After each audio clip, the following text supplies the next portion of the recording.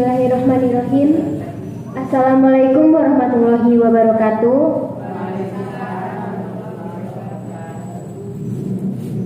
Alhamdulillahirabbil alamin.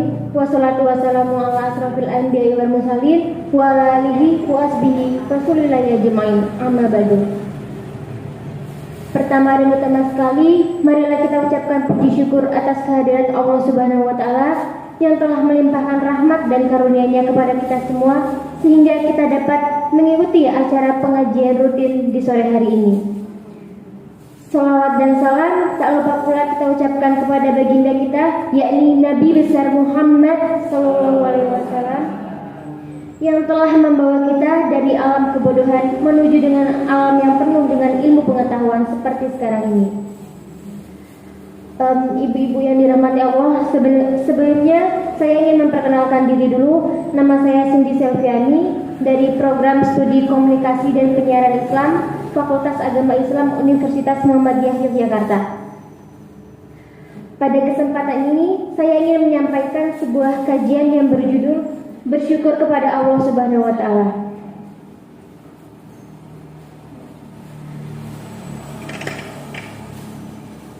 Syukur mempunyai makna yaitu berterima kasih dan menerima dengan sepenuh hati akan anugerah atau nikmat yang Allah berikan kepada kita. Bersyukur adalah salah satu bentuk sikap yang direkomendasikan oleh Allah Subhanahu wa taala dan para nabi-nabinya ketika seorang muslim yang beriman diberikan kenikmatan, keberkahan, kesenangan dan semacamnya. Karena dengan bersyukur bisa jadi kenikmatan, kesenangan, keberkahan yang diberi oleh Allah Subhanahu wa taala tadi akan semakin bertambah. Bersyukur juga merupakan suatu perbuatan yang akan menarik seseorang pada rasa damai, tentram, dan juga bahagia. Seseorang yang memiliki sifat bersyukur akan mendapatkan kesuksesan baik di dunia maupun di akhirat, sekaligus mendapatkan pahala dan kenikmatan yang terus bertambah dari Allah Subhanahu wa taala. Dan juga sebaliknya, ketika kita ditimpa kesusahan atau musibah, janganlah sampai kita berputus asa, apalagi sampai bunuh diri. Melainkan kita harus tetap bersyukur dan bersabar. Pertanyaannya, loh, kok ditimpa musibah malah bersyukur? Jangan salah arti hadirin sekalian, di balik kesusahan atau musibah yang menimpa kita, tersimpan segudang bahkan lebih nikmat hikmah yang dapat kita ambil kebaikannya. Misalnya, ketika kita diberi sakit oleh Allah Subhanahu wa taala, janganlah kita mengeluh atau sampai berputus asa. Karena apa? Karena kalau kita gali lebih dalam, sakit yang kita derita itu dapat mengurangi dosa-dosa kita. Misalnya ketika kita diberi sakit oleh Allah Subhanahu wa taala, yang biasanya ketika sehat kita kerjaannya bergosip, gibah, dan melakukan hal-hal yang buruk, tetapi di waktu kita sakit kita tidak melakukan itu, bahkan untuk ngomong dan melakukan sesuatu pun rasanya kita malas dan tidak kuat. Nah, di situ Allah mengurangi dosa-dosa kita, bahkan kita juga mengurangi kebiasaan-kebiasaan buruk yang biasa kita lakukan. Karena itu dalam keadaan susah maupun senang, kita harus bersyukur dan wajib bagi seluruh muslim. Hadirin yang dirahmati Allah, Rasulullah SAW adalah manusia yang pandai bersyukur. Suatu ketika, beliau pernah ditanya oleh seorang Bilal, apakah yang menyebabkan baginda menangis? Padahal Allah telah mengampuni dosa-dosa baginda, baik yang dahulu maupun yang akan datang. Rasulullah pun menjawab, tidakkah engkau suka aku menjadi seorang hamba yang bersyukur? Nah, memang kita harus siap dalam setiap kondisi. Seperti yang disampaikan oleh sahabat Umar bin Al-Khattab, kalaulah sabar dan syukur itu ibarat 2 ekor unta, maka aku tidak peduli unta mana yang akan aku kendarai.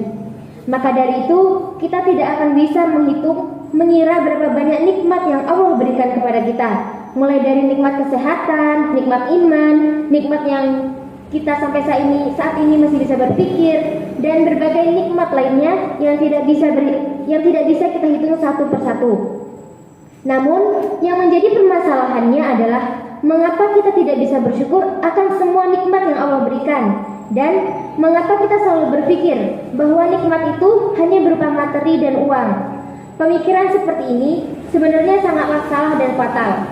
Karena apabila kita berpikir seperti ini, berarti kita termasuk ke dalam orang-orang yang kufur. Sebagaimana firman Allah Subhanahu wa taala dalam Quran surat Ibrahim ayat 7. A'udzubillahi minasyaitonirrajim. Bismillahirrahmanirrahim. Wa idza ta'azzala rabbukum la in syakartum la'azidannakum wa la in kafartum inna 'adzabi lasyadid. Yang artinya, sesungguhnya jika kamu bersyukur, pasti kami menambah nikmat kepadamu, dan jika kamu mengingkari nikmatku, maka sesungguhnya azabku sangat pedih. Maka dari itu, apabila kita tidak ingin masuk ke dalam orang-orang yang kufur, maka sebaiknya kita selalu bersyukur. Nah, bersyukur ini mempunyai beberapa dampak positif. Misalnya, menghilangkan rasa sombong dan angkuh, menyadarkan diri bahwa semua yang kita miliki adalah kepunyaan Allah Subhanahu wa taala, menyadarkan diri kita bahwa kita lebih beruntung daripada orang lain, dan juga membuat hidup kita lebih bahagia. Maka dari itu, apabila kita tidak ingin masuk ke dalam golongan orang-orang yang kufur, maka kita janganlah selalu memandang ke atas, tetapi sesekali kita boleh untuk memandang ke bawah, karena dari situlah kita akan tersadar bahwa seberuntungnya kita dibanding dengan orang lain. Hadirin yang dirahmati Allah Subhanahu wa taala, kita mengetahui bahwa Allah Maha Besar, sementara kita yang diciptakannya adalah kecil. Kita hina, kita tak punya daya dan kekuatan sedikit pun, kecuali karena kebesaran dan kekuatan yang Allah berikan kepada kita. Sejak pertama kita hidup di dunia hingga meninggal, bahkan nanti di akhirat, yang namanya manusia tidak akan luput dengan yang namanya nikmat, yaitu nikmat yang datang dari Allah Subhanahu wa taala. Berbicara mengenai nikmat, sesungguhnya kita tidak akan khatam bila kita menghitung satu persatu nikmat yang Allah berikan kepada kita. Dan nikmat yang Allah berikan kepada kita itu pun nilainya tidak terhingga. Nah, wajib bagi kita kaum muslimin untuk mensyukuri nikmat itu. Apa sih contoh tanda-tanda contoh tanda-tanda mensyukuri nikmat yang Allah berikan?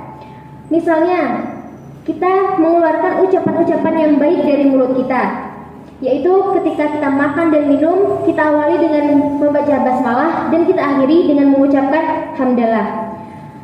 Atau juga kita bisa selalu mengucapkan berterima kasih apabila ada seseorang yang membantu kita atau memberikan sesuatu yang bermanfaat bagi kita. Rasulullah SAW pernah bersabda, tidaklah dinamakan bersyukur kepada Allah orang yang tidak berterima kasih kepada sesama manusia. Nah, hadirin yang dirahmati Allah, bicara soal nikmat, ada beberapa yang harus kita ketahui selaku hamba dari Allah Subhanahu wa taala. Yang pertama, siapa yang memberi nikmat? Siapa sih yang memberi kita nikmat? Yang memberi kita nikmat itu adalah Allah Subhanahu wa taala, Allah yang Maha Kaya serta Maha Kuasa, yang menambah dan mengurangi nikmat dari setiap insannya. Manusia yang hanya bisa berencana dan berusaha tidak bisa meyakinkan semuanya berjalan dengan lancar, karena semuanya adalah Allah yang Maha berkehendak. Meskipun sudah beribu cara yang kita lakukan, kita siapkan, apabila Allah berkehendak lain, maka sesuatu itu akan berjalan sesuai dengan kehendak yang Allah berikan. Dan Allah itu memberikan apa yang kita butuhkan, bukan yang kita inginkan.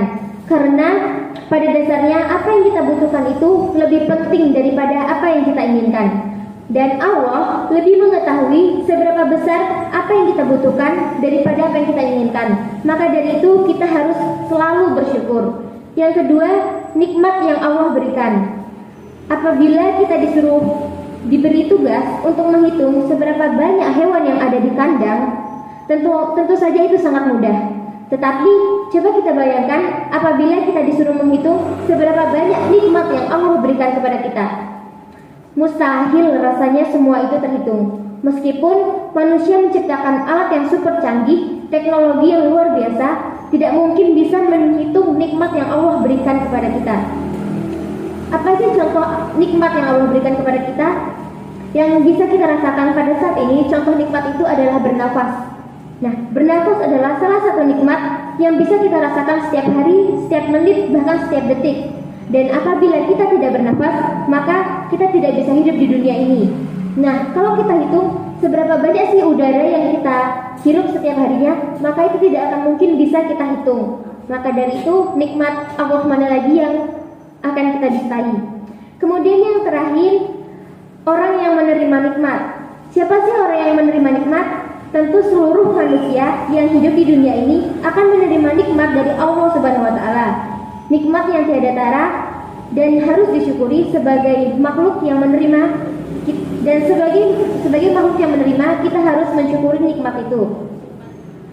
Oleh karena itu, dapat kita simpulkan sebagai makhluk Allah Subhanahu wa taala, kita diwajibkan untuk selalu bersyukur kepada Allah atas segala nikmat yang telah didapatkan, yang telah diberikan kepada kita, dan nikmat yang telah kita dapatkan. Dengan mengucapkan rasa syukur setiap menerima sesuatu yang baik, dan setiap kita melakukan sesuatu, kita awali dengan bismillah dan kita akhiri dengan mengucap alhamdulillah. Mungkin sekian yang dapat saya sampaikan. Mohon maaf apabila ada kesalahan atau tutur kata yang kurang berkenan. Sekian, wabillahi taufiq wal hidayah, wassalamualaikum warahmatullahi wabarakatuh.